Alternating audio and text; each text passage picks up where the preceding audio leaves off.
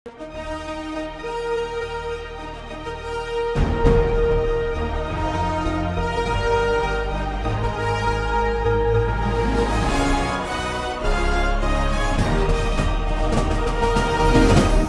பார்த்து கொண்டிருப்பது உங்கள் ஜாஷ்வா டிவி. சகல ஜனங்களுக்கும் நற்செய்தி.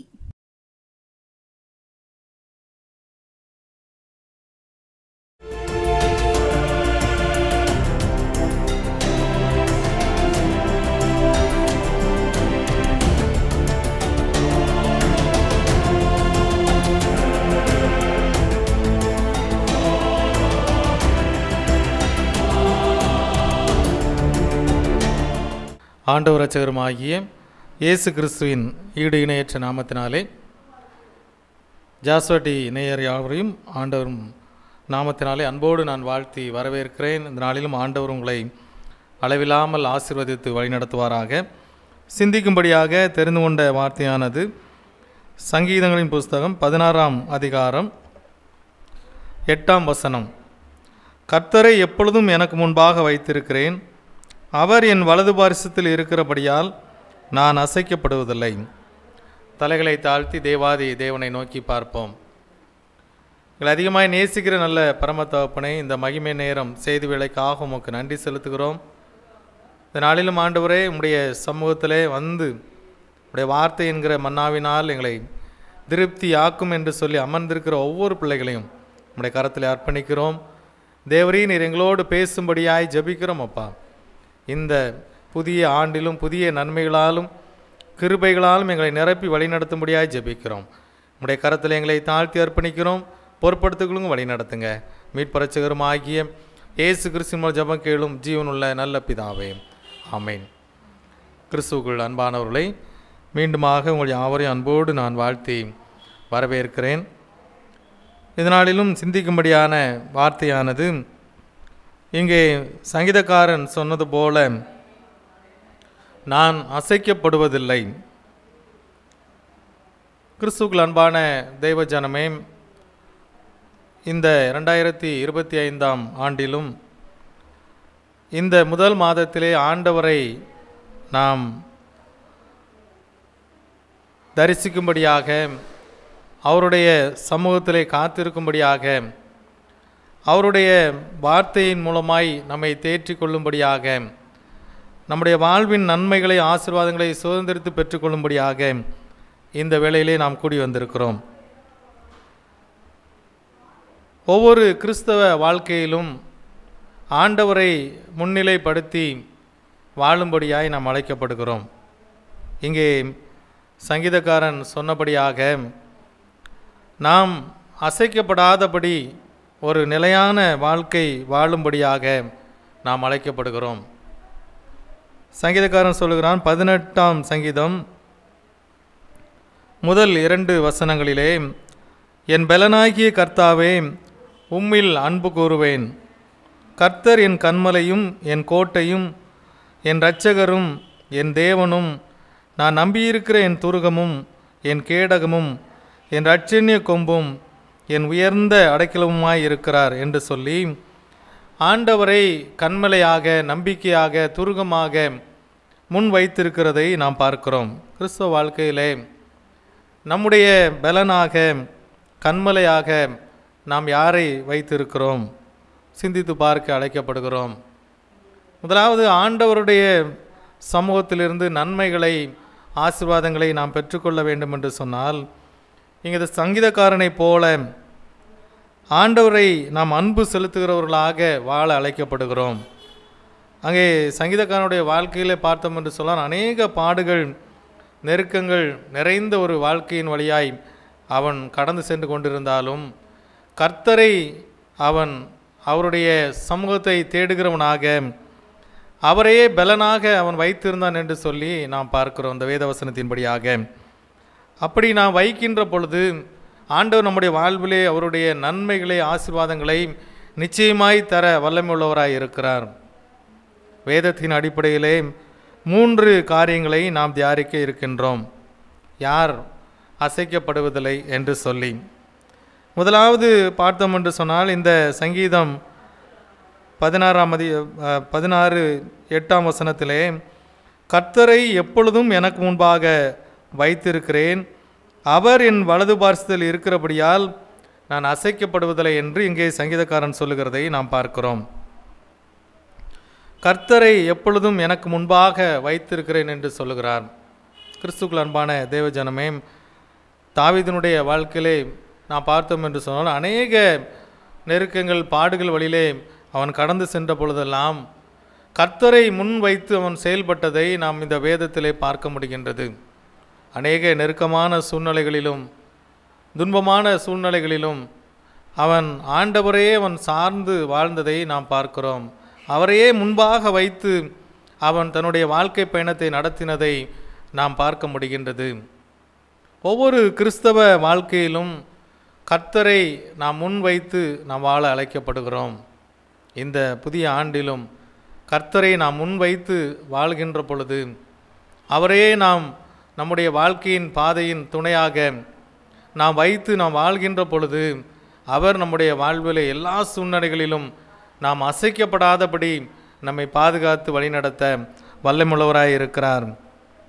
சங்கீதக்காரனுடைய வாழ்க்கையிலே அநேக சூழ்நிலைகள் நெருக்கத்தின் வழியாய் அவன் கடந்து செல்கின்றான். தன்னுடைய வாழ்க்கையிலே ஆண்டவர் கொடுத்த தரிசனம் நிறைவேறும்படியாய் அவன் காத்திருக்கின்றான். ஒருவேளை ஆண்டவருடைய சமூகத்திலே அவன் தெரிந்தெடுக்கப்பட்டவனாக, அபிஷேகம் பண்ணப்பட்டவனாக அவன் வாழ்ந்து கொண்டிருந்த சூழ்நிலையிலும் பல நெருக்கடிகளை அவன் சந்தித்ததை பார்க்கிறோம். அவனை எப்படியாவது அழித்து விட வேண்டும் என்று சொல்லி சத்துருவானவன் அங்கே அவன் கிரியை செய்கிறதை பார்க்கிறோம்.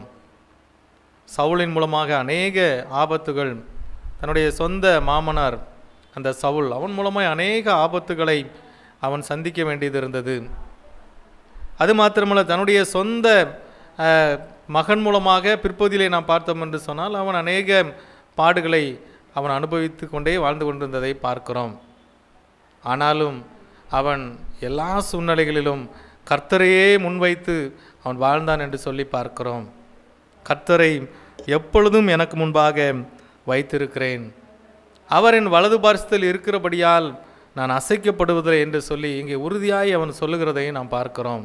நம்முடைய வாழ்விலும் எல்லா சூழ்நிலைகளிலும் நம் ஆண்டவரையே முன்வைத்து வாழ, அவரையே முன்வைத்து நாம் நடக்க அழைக்கப்படுகிறோம். நம்முடைய வாழ்க்கையின் சூழ்நிலைகளிலே நம்முடைய தேவைகளை அல்லது நம்முடைய சூழ்நிலையினுடைய காரியங்களை யார் சந்திப்பார் அல்லது எப்படி நாம் சந்தித்து கொள்வோம் என்று சொல்லி அங்கலாய்த்து கொண்டிராதபடி கர்த்தரை நமக்கு முன்பதாக வைத்திருப்போம். இந்த தாவீதை போல அநேக சூழ்நிலைகளிலே அசைக்கப்படாமல் அவன் வாழ்ந்தது போல அவனுடைய கரத்திலே சமஸ்த இஸ்ரவேலும் கொடுக்கப்படுகிறது. அவன் தேவனுடைய ஒத்தாசையினால் அதை நீதியாய் அரசாட்சி செய்யும்படியாக ஆண்டவர் அவனுக்கு ஒரு பாக்கியத்தை கொடுக்கிறதை நாம் பார்க்கிறோம். கர்த்தரை எப்பொழுதும் எனக்கு முன்பாக வைத்திருக்கிறேன் என்று சொல்லி நம்முடைய வாழ்விலும் நாம் கர்த்தரை நமக்கு முன்பதாக வைத்து நாம் செயல்படுகின்ற பொழுது எல்லா காரியத்திலும் ஏதோ ஒரு விஷயங்கள் என்று சொல்லி மாத்திரமல்ல, அவரை நாம் முன்வைத்து செயல்படுகின்ற பொழுது, நம்முடைய ஒவ்வொரு அடியை எடுத்து வைக்கின்ற பொழுதும் அவரையே முன்வைத்து நாம் செயல்படுகின்ற பொழுது அந்த காரியத்திலே நாம் நீதியாய் நடப்போம். அந்த நீதியான காரியத்தை வைத்து ஆண்டவர் நம்முடைய வாழ்விலே அவர் வெற்றி தர வல்லமுள்ளவராய் இருக்கிறார். நாம் அசைக்கப்படுவதில்லை. இரண்டாவதான ஒரு காரியம், தானியேல் 6:10 பார்த்தோம் என்று சொன்னால், தானியேலோ வென்றால் அந்த பத்திரத்திற்கு கையெழுத்து வைக்கப்பட்டதென்று அறிந்த போதிலும் தன் வீட்டுக்குள்ளே போய் தன் மேல் அறையிலே எருசலேமுக்கு நேராக பலகணிகள் திறந்திருக்க அங்கே தான் முன்பு செய்து வந்ததுபடியே தினமும் 3 வேளையும் தன் தேவனுக்கு முன்பாக முழங்கால் படியிட்டு ஜபம் பண்ணி ஸ்தோத்திரம் செலுத்தினான் என்று சொல்லி பார்க்கிறோம். ஜெபிக்கிறவன் அசைக்கப்படுவதில்லை. கிறிஸ்துவுக்குள் அன்பான தேவஜனமே, தானியேலை குறித்து நாம் நன்கு அறிவோம். அவனுடைய வாழ்க்கையிலே ஒருவேளை இந்த தாவீதை போல அவன் நெருக்கப்பட்ட சூழ்நிலையிலே வாழ்ந்து கொண்டிருந்தாலும், ஒரு அடிமை போல ஒரு தேசத்திற்கு அவன் கொண்டு போகப்பட்டாலும் அங்கே ஆண்டவரை அவன் முன் வைக்கிறதை பார்க்கிறோம். ஜெபிக்கிறவனாக அவன் காணப்படுகின்றான். ஒருவேளை அந்த சூழ்நிலை பார்த்தோம் என்று சொன்னால் அவன் ஜெபித்திருக்க முடியாது. ஒருவேளை என்ன சம்பவித்தாலும் நமக்கு பரவாயில்லை என்று சொல்லி அங்கே தினந்தோறும் அவன் 3 வேளை செய்து வந்த ஜெபத்தை அவன் செய்கிறதை பார்க்கிறோம். தரியு ராஜா கையெழுத்தாகி வைக்கப்பட்டு விட்டது, சட்டம் நிறைவேற்றப்பட்டு விட்டது. ஆனாலும் ஆண்டவரை அவன் முன்வைத்து செயல்பட்டதை நாம் பார்க்கிறோம். தானியேலுடைய வாழ்க்கையிலே நாம் பார்த்தோம் என்று சொன்னால் ஒருவேளை அநேக நெருக்கங்களை அவன் சந்தித்து வாழ்ந்து கொண்டிருக்கின்றான்.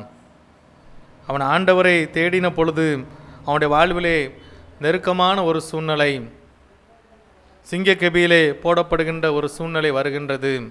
ஆனாலும் ஆண்டவர் அவனை கைவிடாமல் வழி நடத்தினார் என்று சொல்லி பார்க்கிறோம்.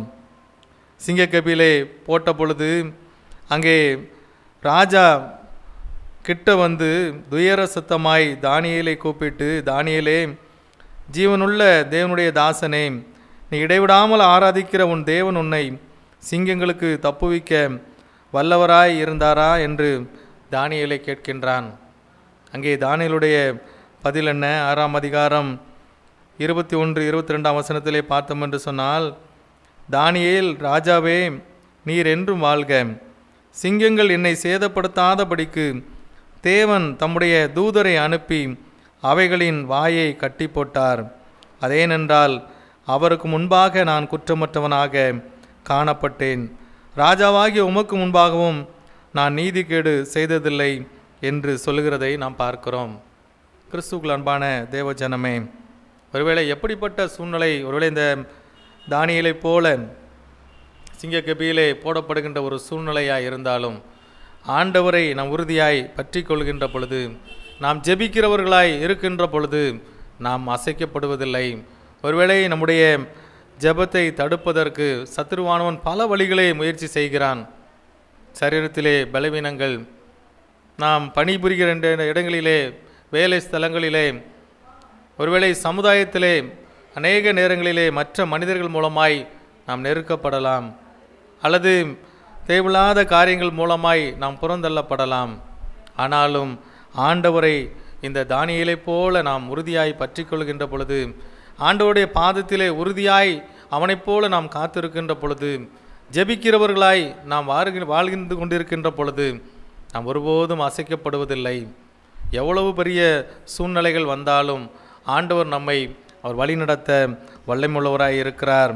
தானியேல் அவன் ஜெபிக்க ஆரம்பித்த பொழுதே கட்டளை வெளிப்பட்டது என்று சொல்லி நாம் வேதத்திலே பார்க்கிறோம். நம்முடைய ஜெபம் எப்படிப்பட்டதாக இருக்கின்றது? நாம் அசைக்கப்படாதபடி ஒரு வாழ்க்கை வாழ வேண்டும் என்று சொன்னால் ஆண்டவரை நாம் உறுதியாய் பற்றி கொள்ளுவோம். ஜெபிக்கிறவர்களாய், எப்பொழுதும் ஆண்டவருடைய சமூகத்திலே காத்திருக்கிறவர்களாய் நம்ம அர்ப்பணிக்கின்ற பொழுது நாம் ஒருபோதும் அசைக்கப்படுவதில்லை. ஒருவேளை மற்ற மனிதர்கள் நினைக்கலாம், இவனை நாம் ஒரு இந்த சமுதாயத்திலே ஒருவேளை ஒதுக்கி வைத்திருக்கலாம், அல்லது நம்முடைய ஆசீர்வாதங்களை தடை பண்ணி வைத்திருக்கலாம். ஆனால் ஆண்டவர் ஒருபோதும் நாம் அசைக்கப்படாதபடி வாழ்கின்ற ஒரு வாழ்க்கையை தர வல்லமுள்ளவராய் இருக்கிறார். அநேக நேரங்களிலே நம்முடைய வாழ்க்கையிலும் வருகின்ற சூழ்நிலைகள், நெருக்கங்களை நாம் சிந்தித்து பார்க்கின்ற பொழுது அநேக இந்த சிங்கங்களுக்கு நடுவிலே தானியேல் இருந்தது போன்ற சூழ்நிலைகள் காணப்படலாம். ஆனால் ஆண்டவர் நம்முடைய வாழ்வை அவர் வல்லமை உள்ள ஒரு வாழ்க்கையாக, அவருடைய கரத்தினாலே நம்மை வழிநடத்துகிற ஒரு வாழ்க்கை வாழ அவர் நம்மை வழிநடத்த வல்லமையுள்ளவராய் இருக்கிறார். நாம் ஒருபோதும் அசைக்கப்படாதபடி உறுதியாய் வாழும்படியாய் அவர் நம்மை வழிநடத்த வல்லமையுள்ளவராய் இருக்கிறார். தானியேலை போல ஜெபிக்கிறவர்களாக நாம் வாழ்கின்ற பொழுது, மாறுகின்ற பொழுது ஆண்டவர் நம்முடைய வாழ்விலே அவர் வல்லமையை தந்து வழிநடத்த வல்லமையுள்ளவராய் இருக்கிறார். நாம் ஒருபோதும் அசைக்கப்படுவதில்லை. மூன்றாவதான ஒரு காரியம், மத்தேயு எழுதின சுவிசேஷம் 7ஆம் அதிகாரம் 24ஆம் வசனம். ஆகையால் நான் சொல்லிய இந்த வார்த்தைகளை கேட்டு இவைகளின்படி செய்கிறவன் எவனோ அவன் கன்மலையின் மேல் தன் வீட்டை கட்டின புத்தியுள்ள மனுஷனுக்கு ஒப்பிடுவேன் என்று சொல்லி இங்கே ஆண்டவர் சொல்லுகிறதை பார்க்கிறோம். கன்மலையாக கிறிஸ்துவின் மேல் கட்டுகிறவன், தன்னுடைய அஸ்திபாரத்தை ஆண்டவர் மீது கட்டுகிறவன், அசைக்கப்படுவதில்லை. ஒரு கடலிலே சின்ன ஒரு படகிலே 2 பேர் பயணம் செய்து கொண்டிருந்தார்கள். திடீரென்று சொல்லி பெரிய அலை ஒன்று மோதி அடித்தது. காற்று அதிகமாக இருந்தபடினாலே படகு கவிழ்ந்தது. அந்த படகோட்டியோ தன்னுடைய நீச்சல் தைரியத்தினாலே அவன் நீச்சல் அடித்து கரையை நோக்கி அவன் சென்று கொண்டிருந்தான். ஆனால் பாருங்கள், அங்கே கூட சென்ற இந்த வாலிபன் சரியானபடி அந்த கடலிலே நீச்சல் அடிக்க முடியாதபடியினால் தத்தளித்து கொண்டிருந்தான். சற்று தொலைவிலே பார்த்த பொழுது ஒரு பாறை போல ஒன்று காணப்பட்டது. அவன் வேகமாக அந்த இடத்தை நோக்கி நகரும்படியாக தன்னுடைய கரங்களை அசைத்து அந்த தண்ணீரிலே போராடி அந்த பாறையை அது பற்றி கொண்டான். அது ஒரு உறுதியான பாறையாக அந்த இடத்திலே காணப்பட்டது. அவன் பாறையை பற்றி கொண்டு அப்படியே அந்த இடத்திலே அவன் இருந்து ஏதாவது உதவி கிடைக்குமா என்று சொல்லி எதிர்பார்த்து காத்து கொண்டே இருந்தான். சற்று தூரத்திலே ஒரு படகு வந்து கொண்டிருப்பதை பார்த்தான். தன்னுடைய கரங்களை வேகமாக அசைத்து அந்த படகோட்டியின் கவனத்தை ஈர்த்தான். வேகமாக வந்து அவனை படகிலே மீட்டு கொண்டார்கள். அந்த கடலிலே வெகு நேரம் இருந்தபடினால் அவனுடைய கரங்களும் கால்களும் அது மிகவும் அந்த குளிரிலே நடுங்கி கொண்டிருந்தது. அப்பொழுது அந்த படகிலே இருந்தவர்கள் அவனை முதலுதவி செய்து அவனை பாதுகாத்தார்கள். அவனிடத்திலே கேட்டபொழுது அவன் நடந்த காரியத்தை சொன்னான். அப்பொழுது அவன் சொன்னான், இந்த கடல் தண்ணீரானது மிகவும் வேகமாய் அடித்து கொண்டே இருந்தது. ஆனால் நான் அசையாமல் இருந்த இந்த கற்பாறையை உறுதியாய் பற்றி கொண்டேன் என்று சொல்லி, இந்த கற்பாறை அசையவே இல்லை. நான் பற்றி கொண்ட பொழுது எப்படியாவது நான் உயிர் பிழைத்து விடுவோம் என்று சொல்லி நான் காத்திருந்தேன். அவ்விதமாய் நீங்கள் வந்து என்னை காப்பாற்றி விட்டீர்கள் என்று சொன்னாராம். கிறிஸ்துவுக்குள் அன்பான தேவஜனமே, இந்த அலை போன்ற அந்த பாடுகள் நிறைந்த உலகத்திலே நாம் வாழ்ந்து கொண்டிருக்கிறோம். ஒருவேளை இந்த அலைகள் நம்மை அது அமிழ்த்தும்படியாக அல்லது நம்முடைய வாழ்விலே வீழ்ச்சிகளை கொண்டு வரும்படியாக அது அடித்து கொண்டே இருக்கலாம். அந்த சிறுவன், அந்த வாலிபன் அந்த கண்மலையாகிய பாறையை உறுதியாய் அவன் பற்றி கொண்டது போல கிறிஸ்து என்கிற கண்மலையை நாம் உறுதியாய் பற்றி கொள்ளுவோம். எந்த சூழ்நிலையாக இருந்தாலும் அவர் நம்மை மீட்டு கொள்ள, நம்மை பாதுகாக்க, நம்மை வழிநடத்த, நாம் அசைக்கப்படாதபடி உறுதியான ஒரு வாழ்க்கை வாழ அவர் நம்மை பாதுகாத்து வழிநடத்த வல்லமுள்ளவராய் இருக்கிறார். இங்கே பார்த்தோம் என்று சொன்னால் மத்தேயு 7ஆம் அதிகாரம் 25ஆம் வசனம் சொல்கிறது, பெருமழை சொரிந்து பெருவெள்ளம் வந்து காற்று அடித்து அந்த வீட்டின் மேல் மோதியும் அது விழவில்லை, ஏனென்றால் அது கண்மனையின் மேல் அஸ்திவாரம் போடப்பட்டிருந்தது என்று சொல்லி குறிப்பிடப்பட்டிருக்கிறதை நாம் பார்க்கிறோம். கிறிஸ்துவுக்குள் அன்பான தேவஜனமே, கிறிஸ்துவாகிய கண்மலை மீது நாம் அஸ்திவாரம் போட்டு வைத்திருக்கின்ற பொழுது நாம் ஒருபோதும் அசைக்கப்பட்டு போவதில்லை. நம்முடைய வாழ்வின் சூழ்நிலை எல்லாவற்றிலும் உறுதியாய் நம்ம ஆண்டவரை மாத்திரம் பற்றி கொள்கின்ற பொழுது அவர் நம்மை வழிநடத்த வல்லமுள்ளவராய் இருக்கிறார். 3 காரியங்களை நாம் தியானித்தோம். நாம் அசைக்கப்படாதபடி வாழும்படியாக இந்த சங்கீதக்காரனைப் போல கர்த்தரை நமக்கு முன்பதாக நாம் வைத்துக்கொள்ளுவோம். 2வதாக அந்த தானியேலை போல ஒரு ஜெபிக்கிறவனாக வாழும்படியாய் நம்மை வைத்துக்கொள்ளுவோம். 3வதாக கண்மலை ஆகிய கிறிஸ்துவின் மேல் நம்முடைய வாழ்க்கையை நாம் கட்டிக்கொள்ளுவோம். நாம் ஒருபோதும் அசைக்கப்படாதபடி வாழும்படியாக ஆண்டவர் நமக்கு கிருபை செய்ய வல்லமுள்ளவராய் இருக்கிறார். அவரையே நாம் பற்றி கொள்கின்ற ஒரு வாழ்க்கை வாழுகின்ற பொழுது நாம் ஒருபோதும் அசைக்கப்படுவதில்லை. எந்த சூழ்நிலைகள் வரட்டும், காற்று அடிக்கட்டும், புயல் அடிக்கட்டும், எந்த நெருக்கமான சூழ்நிலையாக இருந்தாலும் ஆண்டவர் நம்மை வழிநடத்த வல்லமுள்ளவராய் இருக்கிறார். ஆண்டவர் நம்முடைய வாழ்விலே போதுமானவராய் இருக்கின்றார். அவரே நம்மை கரம் பிடித்து வழிநடத்த வல்லமுள்ளவராய் இருக்கிறார். அவரை நாம் உறுதியாய் பற்றி கொள்வோம். அந்த கிறிஸ்துவாகிய கண்மலையின் மீது நம்முடைய வாழ்க்கையை நாம் கட்டுவோம். ஆண்டவர் நம்முடைய வாழ்விலே பெரிய காரியங்களை செய்து நாம் அசைக்கப்படாதபடி உறுதியான ஒரு வாழ்க்கை வாழும்படியாய் நம்ம வழிநடத்த வல்லமுள்ளவராய் இருக்கிறார். அவருடைய கரத்திலே நம்மை அர்ப்பணிப்போம். அவர் நம்முடைய வாழ்விலே பெரிய காரியங்களை செய்து வழிநடத்துவாராக. ஆமேன். தலைகளை தாழ்த்தி தேவாதி தேவனை நோக்கி பார்ப்போம்.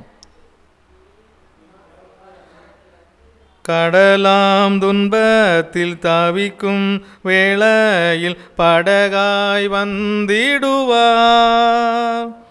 கடலாம் துன்பத்தில் தவிக்கும் வேளையில் படகாய் வந்திடுவார். இருள்தனிலே பகலவனாய் இயேசுவே ஒளி தருவார். இருள்தனிலே பகலவனாய் இயேசுவே ஒளி தருவார். நான் பாடி மகிழ்ந்திடுவேன், என் இயேசுவை துதித்திடுவேன். என் ஜீவ காலமெல்லாம் அவர் பாதத்தில் அமர்ந்திருப்பேன். என் ஜீவ காலமெல்லாம் அவர் பாதத்தில் அமர்ந்திருப்பேன்.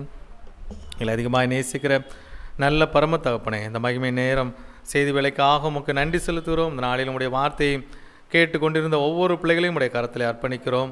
ஆண்டவரே, எத்தனையோ நெருக்கங்கள் மத்தியிலே, பாடுகள் மத்தியிலே வாழ்ந்து கொண்டிருக்கிற ஒவ்வொருவரையும் உடைய கரத்தில் அர்ப்பணிக்கிறோம். ஆண்டவரே, கடலாம் துன்பம் போல அந்த அலை அடித்து கொண்டிருக்கிற வாழ்க்கையில் வாழ்ந்து கொண்டிருக்கிற ஒவ்வொருவரும் உடைய கரத்தில் அர்ப்பணிக்கிறோம். ஆண்டவரே, இருள்தனிலே பகலவனாய் படகாய் வந்து பாதுகாத்து வழிநடத்துகிற தேவன், உறுதியான நம்பிக்கையாய் இருந்து எங்களை வழிநடத்துகிற தேவன், கண்மலையாய் இருக்கிறவர், எங்களுடைய வாழ்வுகளை அற்புதங்களை அதிசயங்களையும் செய்து வழிநடத்தும்படியாய் ஜெபிக்கிறோம். ஆண்டவரே, நெருக்கங்களிலே பாடுகளிலே உதவி செய்ய வல்லமுள்ள தேவன், இந்த நாளிலே ஆண்டவர் ஒவ்வொருவரை அவிதமாய் நீர் வழிநடத்தும்படியாய் ஆண்டவரை படகாய் வந்து கண்மலையாய் இருந்து வழிநடத்தும்படியாய் ஜெபிக்கிறோம். ஆண்டவரே, எத்தனையோ சூழ்நிலைகள் வந்த போதிலும் ஆண்டவரை நீர் பாதுகாத்து வழிநடத்த வல்லமுள்ளவனாய் இருக்கிறீர் என்பதை விசுவாசிக்கிறோம். ஆண்டவரே, அவ்விதமாய் நீர் கரம் பிடித்து வழி நடத்தும்படியாய் ஜெபிக்கிறோம். ஆண்டவரே, உடைய சமூகத்திலே காத்திருக்கிறவர்களாக உமையை உறுதியாய் பற்றி கொண்டவர்களாக வாழ்கின்ற ஒரு வாழ்க்கை வாழ நீர் ஒவ்வொருவரையும் பக்குவப்படுத்தும்படியாய் ஜெபிக்கிறோம். ஆண்டவரே, பெரிய காரியங்களை செய்யுங்க, தொடர்ந்து நன்மையினால் கிருபையினால் முடிசூட்டி வழி நடத்தும்படியாய் ஜெபிக்கிறோம். அப்பா, பெரிய காரியங்களை செய்யுங்க, பொறுப்படுத்திக்கொள்ளுங்க, வழி நடத்துங்க. சகல துதியும் கனமும் மகிமையும் வல்லமையும் தேவரீர் ஒருவருக்கே செலுத்துகிறோம். மீட்பரட்சகரும் ஆகிய இயேசு கிறிஸ்துவின் மூலம் ஜெபம் கேளும் ஜீவனுள்ள நல்ல பிதாவே, ஆமேன். God bless you.